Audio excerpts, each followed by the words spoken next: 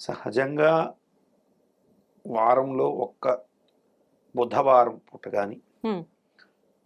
లేదా సోమవారం పూట కానీ దేవతా మందిరాన్ని శుభ్రం చేయడం వల్ల హ్మ్. విశేషమైన యోగ ఫలితాలు వస్తాయని ధర్మశాస్త్రాలు చెప్పాయి. ఓకే. ఎందుకు బుధవారం అంటే హ్మ్. బుధవారానికి అధిపతి వారం ప్రకారం బుధుడైతే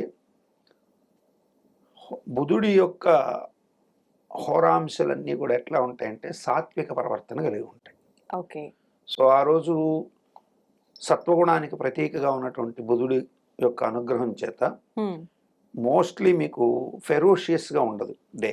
అంటే ఓకే. ఉత్ ఉద్రిక్తభరిత అంటే మామూలు రోజుల్లో మనం ఏదో పటాలు తీస్తుంటే పటాలు అవును. వెనక ఏ బల్లో కనపడే కంగారు ఆ! పడి కింద పడేయడాలు, అవును. లేదా అవి పైన వేసుకోవడాలు, హ్మ్. లేకపోతే అవి ఏదైనా మనకి సపోజ్ మనం అన్నీ శుభ్రపరచుకున్న తర్వాత ఉన్నట్టుండి ఒక పటం స్లిప్ అయ్యి కింద పడి ఇటువంటివి ఫెరోషియన్స్ ఇన్సిడెంట్స్కి ఆస్కారం ఉండదు. చాలామంది ఏం ఓకే. చేస్తారంటే వీకెండ్లో శనివారం రోజు శుభ్రపరచుకోవడానికి ఆ! పెట్టుకుంటారు. అంటే మాకు తీరిక ఫ్రీగా దొరికింది ఉంటామని. కాబట్టి. అవును.